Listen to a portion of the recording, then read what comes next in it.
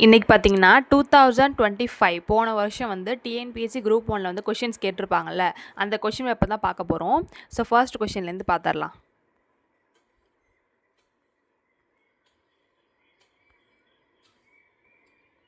இது வந்து ஒரு சயின்ஸ் ரிலேட்டட் கொஷின்ஸ் கேட்டிருக்காங்க. ஃபஸ்ட்டு தமிழில் பார்த்துட்டு அப்புறமேட்டு இங்கிலீஷில் பார்ப்போம்.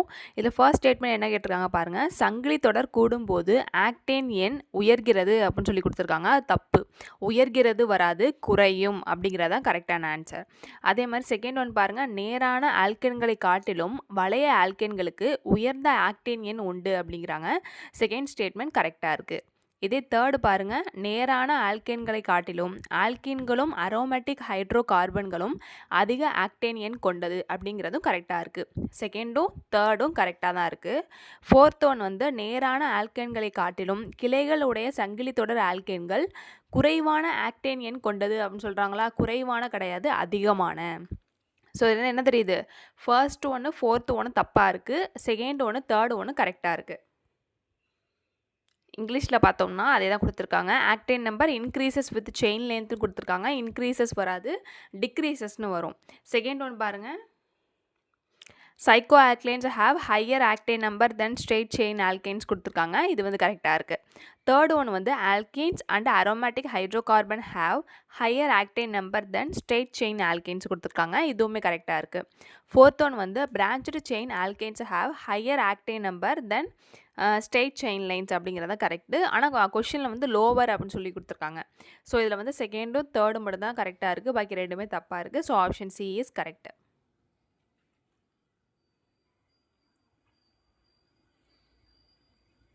ஸோ செகண்ட் கொஷினுமே வந்து சயின்ஸ் ரிலேட்டட் கொஷின் தான். இந்த செட்டில் வந்து எல்லாமே ஃபஸ்ட் எடுத்தோன்னே சயின்ஸாக கேட்டிருக்காங்க.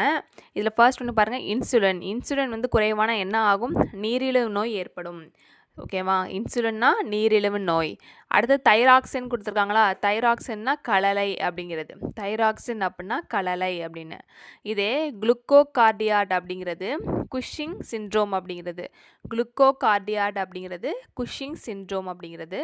வளர்ச்சி ஹார்மோன் கம்மியான ஆக்ரோமிகாலி அப்படிங்கிறது ஏற்படும். வளர்ச்சி ஹார்மோன் கம்மியான ஆக்ரோமிகாலி அப்படிங்கிறது ஏற்படும். இங்கிலீஷ்லையும் பார்த்துருவோம். இன்சுலின் அப்படின்னா என்ன? டயாபெட்டிஸ் மெலிட்டஸ் அப்படிங்கிறதான் இன்சுலின் கம்மியான உருவாகிறது. இதே தைராக்சின் கம்மியான உருவாகிறது பேர் வந்து காய்டர். ஓகேவா? அது தமிழில் வந்து கலலைம்பாங்க, இங்கிலீஷில் வந்து காய்டர் அப்படிம்பாங்க. சி வந்து குளுக்கோகார்டியாட்ஸ் கம்மியான என்ன வரும்? குஷிங் சிண்ட்ரோம் ஏற்படும். நெக்ஸ்ட்டு குரோத்தி ஹார்மோன் கம்மியான அக்ரோமிகாலி அப்படிங்கிறது ஏற்படும். இதில் வந்து செகண்ட் ஆப்ஷனில் டயாபெட்டிஸ் இன்சிபிடஸ் அப்படின்னு கொடுத்துருக்காங்களா? அது வந்து எதுலேயுமே வரல. டயாபெட்டிஸ் இன்சிபிடஸ்னால் என்னன்னு பார்த்தீங்கன்னா, அவங்க அந்த கண்டிஷன் உள்ளவங்களுக்கு என்ன ஆகும்னா அதிகமான யூரின் வந்து அதிகமாக ஏற்படும். ஓகேவா? அதான் வந்து டயாபெட்டிஸ் இன்சிபிடஸ் அப்படிங்கிறது. நெக்ஸ்ட்டு தேர்ட் ஒன் பாருங்கள். தேர்ட் ஒன் என்ன கொடுத்துருக்காங்கன்னா, ஒவ்வொரு காம்பவுண்ட் கொடுத்துட்டு அதோட கெமிக்கல் ஃபார்முலா வந்து இந்த சைட் கொடுத்துருக்காங்க. இதில் வந்து எது கரெக்டான ஆன்சர் பார்த்திங்கன்னா 2 and 3 மட்டும் தான் கரெக்டாக இருக்குது. ஃபர்ஸ்ட் அண்ட் 4 வந்து தப்பாக இருக்குது. ஸோ கரெக்டானது பார்த்துருவோம். குளோரோஃபைல் ஏ கூட அந்த ஃபார்முலா என்னென்னு பார்த்திங்கன்னா C55 H72 O5 N4 Mg அப்படிங்கிறது தான் குளோரோஃபைல் ஏயோட கரெக்டான ஃபார்முலா. இதே குளோரோஃபைல் பியோட கரெக்டான ஃபார்முலா பார்த்திங்கன்னா C55 H70 O6 N4 Mg அப்படிங்கிறது தான் குளோரோஃபைல் பியோட கரெக்டான ஃபார்முலா. இது ஃபஸ்ட்டில் கொடுத்துருக்காங்களா கார்டினாய்டு அப்படின்னு கொடுத்துருக்காங்களா? அது தப்பாக இருக்குது. அதே மாதிரி ஃபோர்த்தில் கொடுத்த ஜாந்தோஃபைல் அப்படிங்கிறதும் தப்பாக தான் இருக்குது. நெக்ஸ்ட்டு ஃபோர்த் ஒன்று பாருங்கள். இதுவுமே ஒரு சயின்ஸ் ரிலேட்டட் கொஷின் தான். இதில் வந்து விக்டர் ஆம்ப்ரோஸ் மற்றும் கிரே ரவ்குன் ஆகியோரின் எந்த கண்டுபிடிப்புக்காக மருத்துவத்தில் நோபல் விருது வழங்கப்பட்டது அப்படின்னு சொல்லி கொஷின் கேட்டிருக்காங்க. விக்டர் ஆம்ப்ரோஸ் மற்றும் கிரே ரவ்குன் ஆகியோரின் எந்த கண்டுபிடிப்புக்காக மருத்துவத்தில் நோபல் பரிசு வழங்கப்பட்டது அப்படின்னு சொல்லி கேட்டிருக்காங்க. இதுக்கு ஆன்சர் பார்த்திங்கன்னா மைக்ரோ ஆர்என்ஏ. தமிழில் வந்து நுண் ஆர்என்ஏ அப்படிங்கிறது தான் கரெக்டான ஆன்சர். இங்கிலீஷில் பார்த்தா the Nobel prize in medicine was awarded to Victor Ambros and Gary Ruvkun for the discovery of micro RNA அப்படிங்கிறது தான் கரெக்டான ஆன்சர்.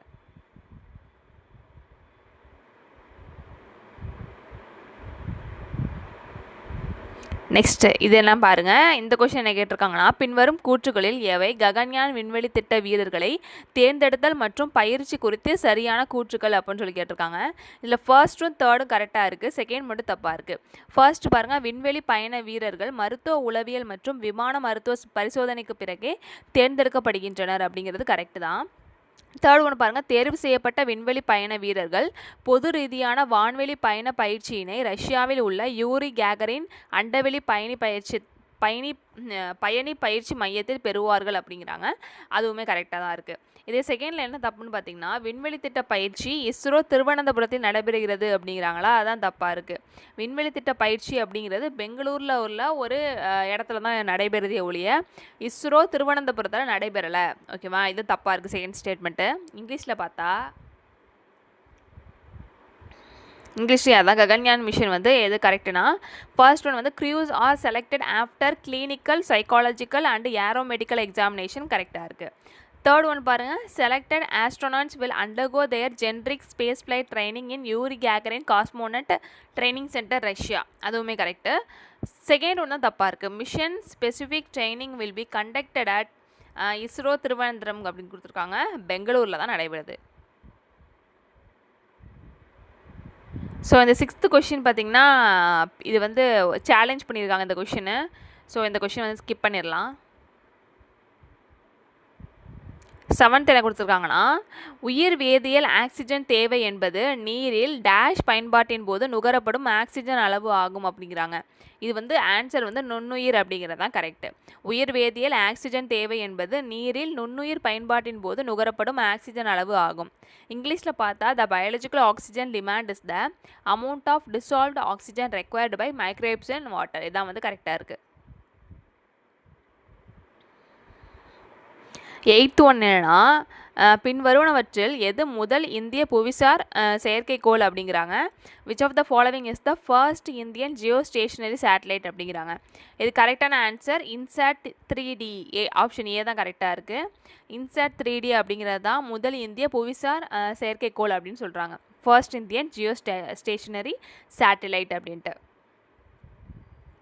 9th ஒன் பார்த்தா, பின்வரும் பழங்குடியினரில் யார் கால்நடை பராமரிப்பாளர்களாக செயல்படுகிறார்கள் அப்படிங்கிறாங்க. Who among the following types access கேட்டல் கீப்பர்ஸ் அப்படின்னா ஆன்சர் வந்து ரவாட்ஸ் அப்படிங்கிறது. ரவாட்ஸ் அப்படிங்கிறவங்க தான் என்னவா இருக்காங்க, கால்நடை பராமரிப்பாளர்களாக இருக்காங்க, கேட்டல் கீப்பர்ஸாக இருக்காங்க. நெக்ஸ்ட் 10th கொஷின் பாருங்கள், நாட்டின் வளர்ச்சி உள்கட்டமைப்பு வசதியை சார்ந்தது. இது வந்து கூற்று காரணம் டைப்பு. கூற்று என்ன கொடுத்துருக்காங்க, நாட்டின் வளர்ச்சி உட்கட்டமைப்பு வசதியை சார்ந்தது அப்படிங்கிறாங்க, அது கரெக்டு தான். காரணம் பாருங்கள், போக்குவரத்து மற்றும் தொலைத்தொடர்பு பொருளாதார வளர்ச்சியின் முதுகெலும்பாகும். போக்குவரத்து மற்றும் தொலைத்தொடர்பு பொருளாதார வளர்ச்சியின் முதுகெலும்பாகும் அப்படிங்கிறாங்க, இதுவுமே கரெக்டாக தான் இருக்குது. அதே மாதிரி R is the correct explanation of A, அதுவுமே கரெக்டு தான். இங்கிலீஷில் பார்த்தா அசர்ஷன் வந்து development of a nation depends on infrastructure facilities அப்படிங்கிறாங்க, கரெக்டு. ரீசன் வந்து transport and communication are the backbone of economic டெவலப்மெண்ட்ங்கிறாங்க, அதுவுமே கரெக்டாக இருக்குது. So A and R is correct. R is correct explanation of A. 11th கொஷினுமே வந்து challenge தான் பண்ணியிருக்காங்க. ஆனால் வந்து நான் தேடின வரைக்குமே வந்து இதுக்கு வந்து ஆப்ஷன் டி அப்படிங்கிறது தான் கரெக்டாக இருக்குது. என்னன்னு பார்ப்போமா. ஃபஸ்ட்டு பாருங்கள், கிருஷ்ணா ஒரு பக்கம் வந்து ரிவர்ஸ் கொடுத்துருக்காங்க, ஒரு பக்கம் வந்து நதிகள் கொடுத்துட்டு இன்னொரு பக்கம் வந்து அது எங்கேருந்து ஆரம்பிக்குதுன்னு சொல்லிட்டு ஆரிஜின் கொடுத்துருக்காங்க. ஸோ அதை நம்ம கரெக்டாக மேட்ச் பண்ணணும். ஃபஸ்ட்டு பார்த்திங்கன்னா கிருஷ்ணா ரிவர் அது எங்கே இருக்குதுன்னு பார்த்திங்கன்னா சயாத்ரி அப்படிங்கிற இடத்துலேருந்து தான் அது வந்து உருவாகுது, கிருஷ்ணா ரிவர் அப்படிங்கிறது. இதே அலாக்நந்தா அப்படிங்கிறது பார்த்திங்கன்னா கார்வால் டிபேட் பார்டர் அந்த இடத்துலேருந்து உருவாகுதுங்கிறாங்க, இதுவுமே கரெக்டாக தான் இருக்குது. கண்டக் அப்படிங்கிறது பார்த்திங்கன்னா சென்ட்ரல் ஹிமாலயாஸ்லேருந்து உருவாகுதுங்கிறாங்க, அதுவுமே கரெக்டு தான். பிரம்மபுத்திரா அப்படிங்கிறது திபெத் அப்படிங்கிற இடத்துலேருந்து உருவாகுதுங்கிறாங்க, கரெக்டு தான். ஆனால் என்ன ஒரு டிஃப்ரென்ஸ்னு பார்த்திங்கன்னா, அந்த ஃபஸ்ட்டு 3 சொன்னேன்னா கிருஷ்ணா, அலாக்நந்தா, கண்டக், அது 3மே வந்து மலைத்தொடர்கள் பேராக கொடுத்துருக்காங்க இந்த பக்கம் ஆன்சர்ஸில். ஆனால் பிரம்மபுத்திரா அப்படிங்கிறது திபெத்துன்னு அந்த ஊர் பேரை தான் கொடுத்துருக்காங்க ஒழிய அந்த மலைத்தொடர் பேர் கொடுக்கல. அந்த மலைத்தொடர் பேர் பார்த்திங்கன்னா கைலாஷ் அப்படிங்கிறது. மேபி இதனால கூட இந்த கொஷினை வந்து சேலஞ்ச் பண்ணியிருக்கலாம் அப்படின்னு நினைக்கிறேன். தமிழில் பார்த்துருவோம். தமிழ்லேயும் அதான். கிருஷ்ணா அப்படி ஆறு மற்றும் அது உருவாகும் எழும் இடத்தினை சரியாக பொறுத்து. கிருஷ்ணா அப்படின்னா சயாத்ரிஸ். இதே அலக்நந்தா அப்படின்னா கார்வால் திபெத் எல்லை அப்படிங்கிறது. கண்டக் அப்படின்னா மத்திய இமயமலை. பிரம்மபுத்திரா அப்படின்னா திபெத்து. ஸ்பெசிஃபிக்காக கைலாஷ் அப்படிங்கிற அந்த மலைத்தொடர்லேருந்து உருவாகுது.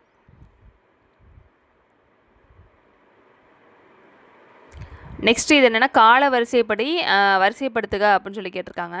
ஃபஸ்ட்டு அகமதாபாத் மின் வேலை நிறுத்தம் எப்போ நடந்துச்சுன்னு பார்த்தீங்கன்னா 1918 February மாதம் நடந்துச்சு. இதே செகண்ட் ஒன் பாருங்கள், சம்பரான் சத்தியாகிரகம் அது எப்போ நடந்துச்சு? 1917. காந்தியடிகள் பங்கேற்ற முதல் சத்தியாகிரகம் எது? இந்த சம்பரான் சத்தியாகிரகம் அப்படிங்கிறது தான் முதல் சத்தியாகிரகம். தேர்ட் ஒன் பாருங்கள், கேதா சத்தியாகிரகம் இது எப்போனா 1918 மார்ச் மாதம் நடந்திருக்கு. இதில் அகமதாபாத் மில் ஸ்ட்ரைக் அதுவுமே, அப்புறம் கேதா இது ரெண்டுமே பாருங்கள், ரெண்டுமே 1918 நடந்திருக்கு. ஆனால் மந்த் தான் டிஃப்ரென்ஸு. அகமதாபாத் February மாதம் நடந்திருக்கு, கேதா அப்படிங்கிறது மார்ச் மாதம் நடந்திருக்கு. இது ரெண்டு டிஃப்ரென்ஸ் தான் ஒழிய வேறு எந்த டிஃப்ரென்ஸும் கிடையாது. நெக்ஸ்ட்டு ஃபோர்த் ஒன் பாருங்கள், ரவுலட் சத்தியாகிரகம் இது எப்போனா 1919 நடந்திருக்கும். ஸோ ஓகேவா, அப்போ இது இங்கிலீஷில் பார்த்துருவோம். இங்கிலீஷாக தான். அகமதாபாத் மில் ஸ்ட்ரைக் அப்படிங்கிறது 1918 February. சம்பரான் சத்தியாகிரகா அப்படின்னா 1917. கேதா சத்தியாகிரகா அப்படின்னா 1918 மார்ச். ரவுலட் சத்தியாகிரகா அப்படின்னா 1919. இதுக்கு ஆப்ஷன் ஏ தான். ஃபஸ்ட்டு செகண்ட் ஒன் சம்பரான் வரும், அதுக்கப்புறம் அகமதாபாத் மில் ஸ்ட்ரைக் வரும், அதுக்கப்புறம் கேதா சத்தியாகிரகா வரும், லாஸ்ட்டாக தான் ரவுலட் அப்படிங்கிறது வரும். So option A is correct 12th ஒனுக்கு.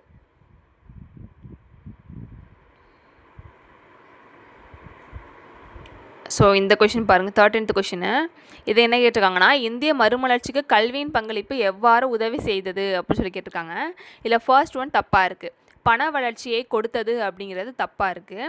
இது செகண்ட் ஒன் பாருங்கள், அறிவியல் அறிவு வளர்ச்சிக்காக அப்படிங்கிறாங்க, அது கரெக்டு. அதே மாதிரி தேர்ட் ஒன் சமூக பண்பாடு முன்னேற்றம் ஏற்பட்டது அப்படிங்கிறதுமே கரெக்டாக இருக்குது. ஃபர்ஸ்ட் ஒன் தப்பு, செகண்டும் தேர்டும் கரெக்டு. இங்கிலீஷ்லேயே தான். How did education contribute to the Indian renaissance அப்படின்னா ஃபர்ஸ்ட் ஒன் தப்பு, கான்ட்ரிபியூட்டட் க்ரோத் ஆஃப் மணிங்கிறது தப்பு. Promoting scientific learning correct. Promoted social and cultural ப்ராக்ரஸுமே கரெக்டு.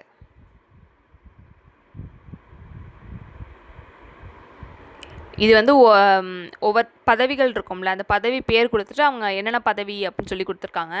14th பாருங்கள், ஃபஸ்ட்டு வந்து பேஷ்வா அப்படிங்கிறது என்னென்னா முதலமைச்சரை தான் வந்து பேஷ்வா அப்படின்னு சொல்லுவாங்க. அதே மாதிரி அமத்தியார் அப்படிங்கிறது யாரை குறிக்குது அப்படின்னா நிதியமைச்சர், ஃபினான்ஸ் மினிஸ்டர்னு சொல்லுவாங்க, அவங்கள தான் வந்து அமாத்தியார் அப்படிங்க சொல்லுவாங்க. நெக்ஸ்ட்டு சச்சிவா அப்படிங்கிறது கண்காணிப்பாளரை குறிக்குது. சச்சிவா அப்படின்னா கண்காணிப்பாளர். அடுத்து சுமந்தி அப்படிங்கிறது அயல்நாட்டு செயலர் தான் என்னென்னு சொல்கிறாங்க, சுமந்தி அப்படிங்கிறாங்க. இங்கிலீஷில் பார்ப்போம். பேஷ்வா அப்படிங்கிறது என்னது? சீஃப் மினிஸ்டர், முதலமைச்சர்னு சொன்னால் அதான் அது. அமத்தியா அப்படின்னா ஃபினான்ஸ் மினிஸ்டர், நிதி அமைச்சரை தான் அமத்தியா அப்படின்னு சொல்லுவாங்க. சச்சிவா அப்படின்னா சூப்பரிண்டென்ட், கண்காணிப்பாளர் தான் சச்சிவாம்பாங்க. சுமந்த், இங்கிலீஷில் வந்து சுமந்த்ன்னு இருக்கும், தமிழில் சுமந்தி அப்படின்ட்டு இருக்கும். சுமந்த்னா ஃபாரின் செக்ரட்டரி அப்படிங்கிறது கரெக்டான answer. So option C is correct.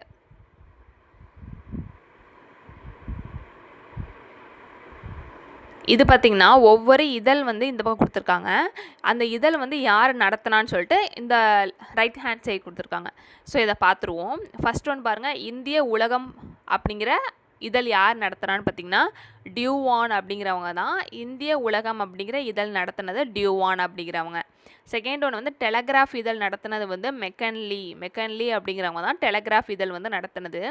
Bengal கிற்காரு இதழ் அப்படிங்கிறது யார் நடத்தினான்னா சார்லஸ் மெக்லீன் அப்படிங்கிறவங்க. பெங்கால் கிற்காரு இதழ் யார்? சார்லஸ் மெக்லீன் அப்படிங்கிறவங்க. கல்கத்தா இதழ் அப்படிங்கிறது ஜேஎஸ் பக்கிங்காம் தான் கல்கத்தா இதழ் அப்படிங்கிறது நடத்தினது. ஸோ வந்து 4321 அப்படிங்கிறது தான் கரெக்டு, ஆப்ஷன் ஏ. இங்கிலீஷில் பார்த்துருவோம். இங்கிலீஷில் வந்து இந்தியன் வேர்ட் ஜேர்னல் அப்படிங்கிறது யாருன்னா டியூவான் அப்படிங்கிறது. அவருடைய ஃபுல் நேம் என்னென்னு பார்த்தீங்கன்னா வில்லியம் டியூவான் அப்படிங்கிறது தான் அவருடைய ஃபுல் நேம். ஓகேவா.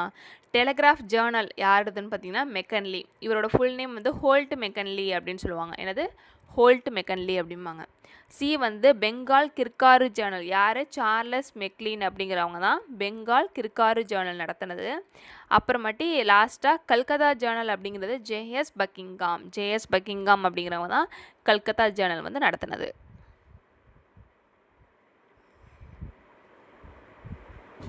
நெக்ஸ்ட்டு வந்து இது ஒரு அண்ணா ரிலேட்டட் கொஷின். அண்ணாவை பற்றி கொடுத்துருக்காங்க. கூற்று காரணம் டைப்பு. கூற்றில் என்ன கொடுத்துருக்காங்க பாருங்கள், 1940களில் சினிமா பிரபலமாக இருந்தது அப்படிங்கிறாங்க. இது கரெக்டு தான்.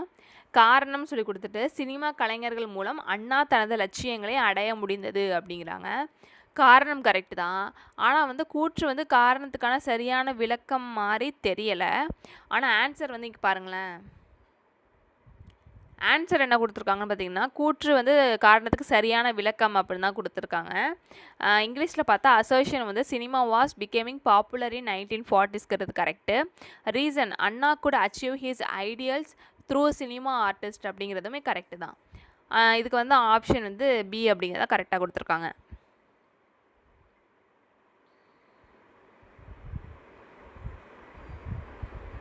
நெக்ஸ்ட்டு எது வந்து கரெக்டாக மேட்ச் ஆகிருக்கு, சரியான பொருத்தம் அப்படின்னு சொல்லி கேட்டிருக்காங்களா.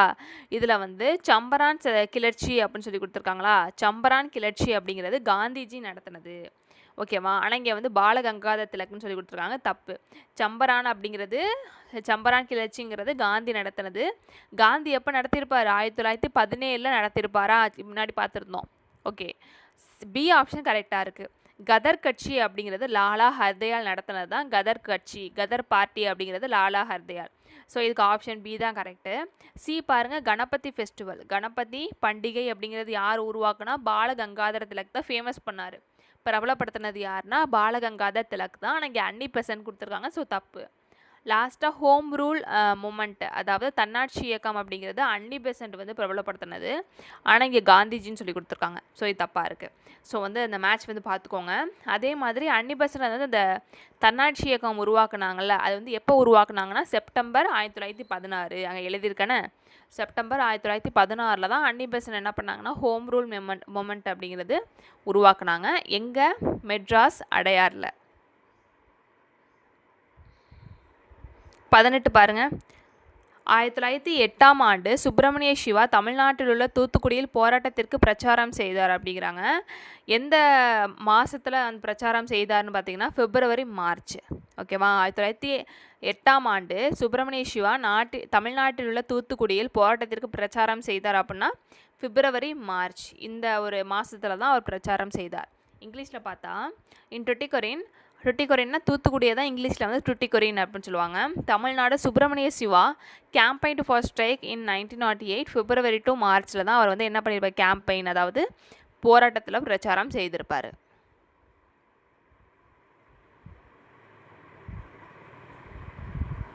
நெக்ஸ்ட்டு இது பாருங்கள், பின்வரும் அறிக்கைகளில் எது உண்மையானது அப்படின்னு சொல்கிறாங்க. இது மூணுமே கரெக்டாக தான் இருக்குது. என்னென்னு பார்த்துருவோமா. ஃபர்ஸ்ட் ஒன் பாருங்கள், 1976 ஏப்ரலில் தேசிய மக்கள் தொகை கொள்கை பிரகடனப்படுத்தப்பட்டது அப்படின்னு சொல்கிறாங்க. இது கரெக்டு தான். இது தேசிய மக்கள் தொகை கொள்கை அப்படிங்கிறது பிரகடனப்படுத்தப்பட்டது எப்போயா, 1976 தான் பிரகடனப்படுத்தினாங்க. செகண்ட் ஒன் பாருங்கள், இது சுகாதாரம், ஊட்டச்சத்து மற்றும் பெண் குழந்தைகளின் கல்விக்காக அதிக முக்கியத்துவம் அளிக்கிறது அப்படிங்கிறதும் கரெக்டு தான். இது சுகாதாரம், ஊட்டச்சத்து மற்றும் பெண் குழந்தைகளின் கல்விக்கு அதிக முக்கியத்துவம் அளிக்கிறதும் கரெக்டு தான். தேர்ட் ஒன் பாருங்கள், இதன் இலக்கு இறுதியில் 2 குழந்தைகளை கொண்ட சராசரி குடும்ப அளவாக இருந்தது அப்படின்னு சொல்கிறதும் கரெக்டு தான். ஏன்னா அப்போல்லாம் வந்து மக்கள் தொகை வந்து ரொம்ப அதிகமாக போயிட்டே இருந்திருக்கும். அதனால் வந்து ஒரு குடும்பத்தோட இலக்கு அப்படிங்கிறது 2 குழந்தைகள் அப்படின்னு தான் இருந்திருக்கும் அப்போதைக்கு. ஸோ வந்து 3 ஸ்டேட்மெண்ட்டும் கரெக்டாக தான் இருக்குது. இதை பார்த்துக்கோங்க, தேசிய மக்கள் தொகை கொள்கை அப்படிங்கிறது 1976, அதையும் பார்த்துக்கோங்க. இங்கிலீஷில் பார்ப்போம்.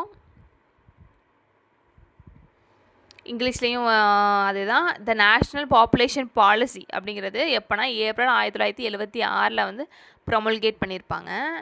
அதே மாதிரி செகண்ட் ஆப்ஷன் வந்து included provisions for health care, nutrition and more stress on education for girls, அதுவுமே correct. The goal was an eventual average family size of 2 children, அதுவுமே correct. So 1, 2 and 3 correct. Option D is correct.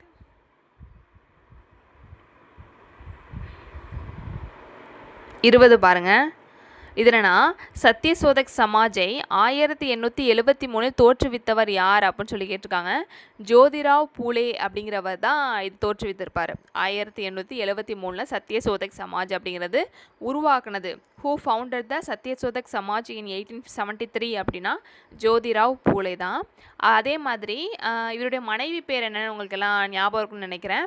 என்னது? சாவித்ரிபாய் பூலே. இவரோட மனைவி பேர் சாவித்ரிபாய் பூலே அப்படிங்கிறது. இவங்க 2 பேரும் இணைந்து பூனேயில் 1848 முதல் பெண்கள் பள்ளியை உருவாக்கியிருப்பாங்க. ஓகேவா? பூனேயில் 1848 முதல் பெண்கள் பள்ளி கேர்ள்ஸ் ஸ்கூல் வந்து உருவாக்கியிருப்பாங்க பெண்கள் படிக்கிறதுக்காக. 1873 தான் சத்யசோதக் சமாஜ் அப்படிங்கிற அமைப்பை இவர் உருவாக்கியிருப்பார். ஸோ இதே நோட் பண்ணி வச்சுக்கோங்க, ரொம்ப முக்கியமான பாயிண்ட்ஸ்.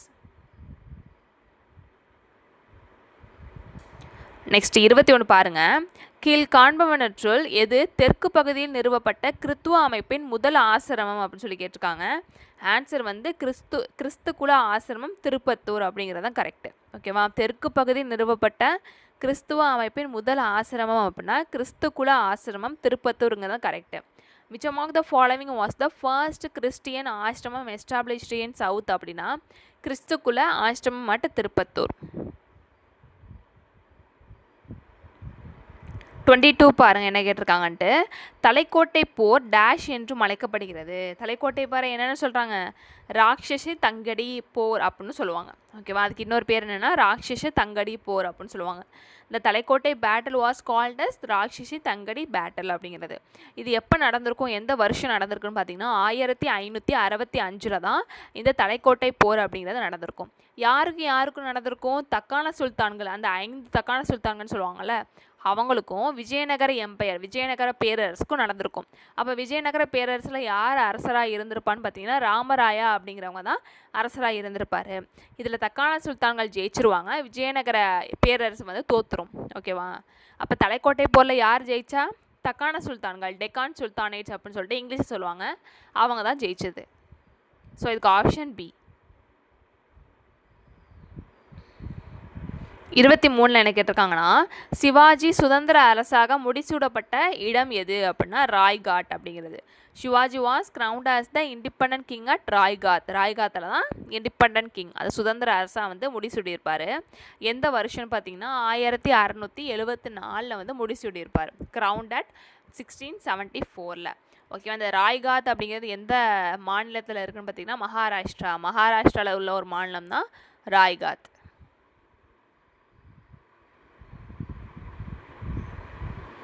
24 பாருங்க. இது என்ன கேட்டிருக்காங்கன்னா சிந்து சமவெளி நாகரிகத்தில் முக்கிய ஏற்றுமதி பொருட்களாக உள்நாட்டு வாணிபத்தில் கருதப்பட்டது எது அப்படின்னு சொல்லி கேட்டிருக்காங்க. இந்த 4மே உள்நாட்டு வாணிபத்தில் ஒரு ஏற்றுமதி பொருட்களாக கருதப்பட்டது தான் சிந்து சமவெளி நாகரிகத்தில். எதுனா பருத்தி, மரம், உணவு தானியங்கள், கால்நடைகள், இது எல்லாமே வந்து முக்கியமான ஒரு ஏற்றுமதி பொருட்களாக கருதப்பட்டுச்சு. இங்கிலீஷில் பார்த்தா இந்த இண்டஸ் வேலி civilisation the major commodities in internal trade consist of cotton, lumber, grain and foodstuffs and last வந்து livestock அப்படிங்கிறது.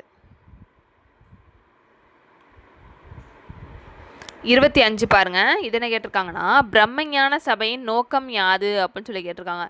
பிரம்மஞான சபையின் நோக்கம் என்ன? ஃபர்ஸ்ட் ஒன் கரெக்டு, செகண்ட் ஒன்று கரெக்டு.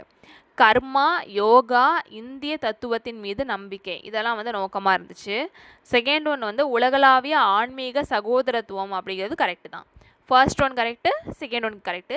தேர்ட் ஒன் வந்து தப்பு. தீய நடைமுறைகளிலிருந்து சமுதாயத்தை பாதுகாப்பது அப்படிங்கிறது தப்பாக இருக்குது. ஃபர்ஸ்ட் ஒன்று செகண்ட் ஒன்று தான் இதோட நோக்கமாக இருக்குது. இங்கிலீஷில் பார்த்தா தியோசாபிக்கல் சொசைட்டியோட எய்ம்ஸ் என்ன அப்படின்னா believes in karma, yoga and Indian philosophy. Second ஒன்று வந்து யூனிவர்சல் ஸ்பிரிச்சுவல் பிரதர்ஹுட் அப்படிங்கிறது கரெக்டு. தேர்ட் ஒன் தப்பு. So option C is correct.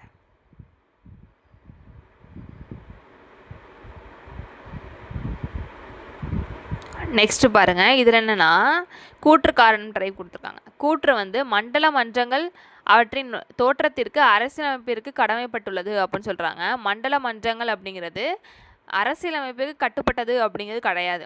ஏன்னா அது வந்து சட்டப்பூர்வ அமைப்பு. ஓகேவா? அது வந்து கான்ஸ்டிடியூஷனல் பாடி கிடையாது, அது வந்து ஸ்டேச்சுட்டரி பாடி அப்படின்னு சொல்லுவாங்க இங்கிலீஷில். ஓகேவா? அதனால் கூற்று வந்து தப்பாக இருக்குது. காரணம் பாருங்களேன், மண்டல மன்றங்கள் மண்டல மன்றங்கள் மொழி அடிப்படையில் மாநிலங்களை மறுசீரமைப்பதன் தர்க்க ரீதியான விளைவாகும் அப்படிங்கிறாங்க. அது கரெக்டு தான். மண்டல மன்றங்கள் மொழி அடிப்படையில் மாநிலங்களை மறுசீரமைப்பதன் தர்க்க ரீதியான விளைவாகுங்கிறது கரெக்டு. கூற்று தப்பாக இருக்குது, காரணம் சரியாக இருக்குது. இங்கிலீஷில் பார்ப்போம். இங்கிலீஷில் வந்து zonal council owe their origin to the constitution சொல்கிறாங்க. இது வந்து கான்ஸ்டியூஷன் கிடையாது, இது வந்து ஸ்டாச்சுட்டரி பாடி அப்படிங்கிறது தான் கரெக்டு. ரீசன் வந்து the zonal council are the logical outcome of the reorganisations of states on linguistic basis அப்படிங்கிறது correct. Option D is correct.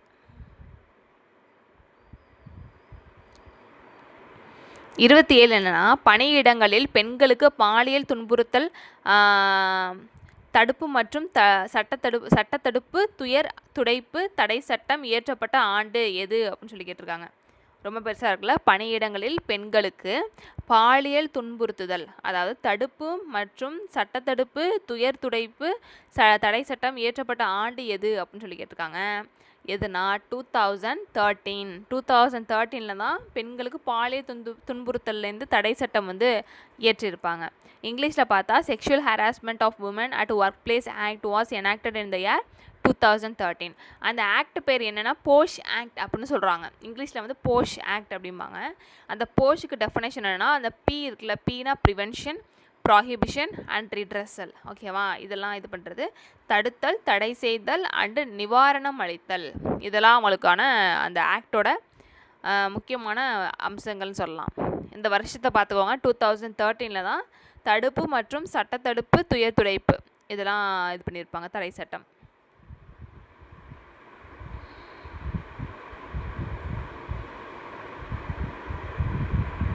இது வந்து ஒரு பாலிட்டி ரிலேட்டடான கொஷினு. இது என்னென்னா, ஒவ்வொரு கேஸ் கொடுத்துட்டு அது வந்து எந்த வருஷம் படி கால வரிசைப்படுத்த சொல்லியிருக்காங்க.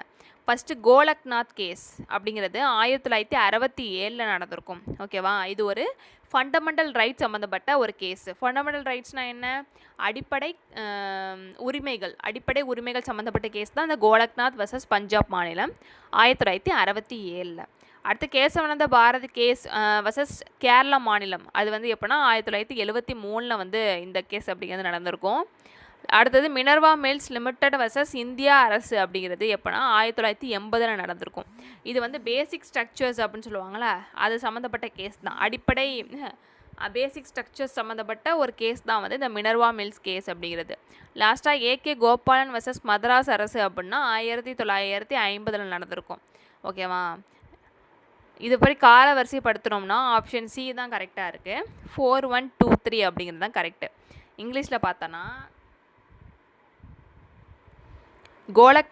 கோலக்நாத் வர்சஸ் ஸ்டேட் ஆஃப் பஞ்சாப்னா 1967. எஃப்ஆர்னு போட்டிருக்கேன்னா எஃப்ஆர்னா ஃபண்டமெண்டல் ரைட்ஸ் சம்மந்தப்பட்டது. Next Kesavananda Bharati versus state of Kerala அப்படிங்கிறது 1973. Minerva Mills limited versus state of India அப்படிங்கிறது 1980. இது ஒரு பேசிக் ஸ்ட்ரக்சர் சம்மந்தப்பட்டது. கேசவானந்த பாரதி கேஸும் ஒரு பேசிக் ஸ்ட்ரக்சர் சம்மந்தப்பட்டது தான். லாஸ்ட்டாக A K Gopalan versus state of Madras அப்படிங்கிறது 1950. இது வந்து ஆர்டிக்கல் 21 இருக்குல்ல, அது சம்மந்தப்பட்ட கேஸ் தான் இந்த ஏகே கோபாலன் அப்படிங்கிற case. Option C is correct. 4123.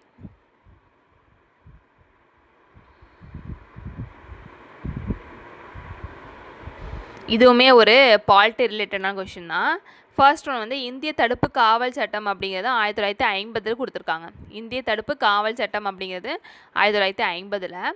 Next தேசிய அவசரகால சட்டத்திற்கு ஜெரால்டு ஃபோர்டு கையெழுத்திட்ட ஆண்டுன்னு பார்த்திங்கன்னா 1976. அதே மாதிரி 1976 தான் என்ன நடந்திருக்கும், 42வது சட்ட திருத்தம் பண்ணியிருப்பாங்களா 1976. இந்தோ பாகிஸ்தான் போர் அப்படிங்கிறது 1971 நடந்திருக்கும். வெளிநாட்டு பரிவர்த்தனை பாதுகாப்பு மற்றும் கடத்தல் செயல்பாடுகள் தடுப்பு சட்டம் அப்படிங்கிறது 1974 நடந்திருக்கும். இதை தான் ஷார்ட்டாக என்னென்னு சொல்லுவாங்கன்னா காஃபி போசா ஆக்ட் அப்படின்னு சொல்லுவாங்க. இங்கிலீஷில் பார்க்குறப்ப உங்களுக்கு தெளிவாக புரியும். இதை தான் என்னென்னு சொல்லுவாங்கன்னா காஃபி போசா ஆக்ட் அப்படின்னு சொல்லுவாங்க. இங்கிலீஷில் பார்ப்போம்.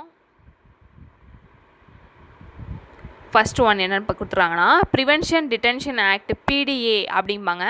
இது எந்த வருஷம் பார்த்தீங்கன்னா 1950. Second one the national emergency act was signed into law by president Gerald Ford on எப்போன்னு பார்த்தீங்கன்னா 1976. இந்த 1976 என்ன பண்ணியிருப்பாங்க, 42வது சட்ட திருத்தம் 42 CAA அப்படிங்கிறது பண்ணியிருப்பாங்க. சி பாருங்கள், த இந்தோ பாகிஸ்தான் வார் அப்படிங்கிறது 1971 நடந்திருக்கும். லாஸ்ட்டாக conservation of foreign exchange and prevention of smuggling activities act அப்படிங்கிறது தான் 1974 நடந்திருக்கும். ஓகேவா? இது வந்து காஃபி போசா, ஏன்னா வந்து இங்கிலீஷில் வந்து கன்சர்வேஷன் ஆஃப் ஃபாரின் எக்ஸ்சேஞ்சுலாம் கொடுத்துருக்காங்க பார்த்தீங்களா, அது ஒவ்வொன்றுத்துலேயும் நீங்கள் வந்து ஃபஸ்ட் லெட்டர் எடுத்திங்கன்னு வச்சுக்கோங்களேன், காஃபி போசா அப்படின்னு வரும். கீழே எழுதியிருக்காங்க காஃபி போசா அப்படின்ட்டு. அதனால தான் இந்த ஆக்டை வந்து ஷார்ட்டாக காஃபி போசா ஆக்ட் அப்படின்னு சொல்லுவாங்க. இது எந்த வருஷம் பார்த்தீங்கன்னா 1974. இது எப்படி நீங்கள் ஞாபகம் வச்சுக்கலாம்னா, 74 இருக்கா, அந்த 74 கூட்டினா வரும் 11 rupees, 11 வருது. நீங்கள் என்ன எப்படி ஞாபகம் வச்சுக்கலாம்னா, ஒரு காஃபி பாக்கெட் 10 ரூபா, ஆனால் வந்து 11 ரூபான்னு விற்கிறாங்க. அதனால தான் என்ன பண்ணிட்டாங்க, கேஸ் போட்டாங்க அப்படின்னு சொல்லிட்டு ஞாபகம் வச்சுக்கலாம். ஓகேவா? காஃபி போசா அப்படின்னா 1974. Option C is correct. 3412.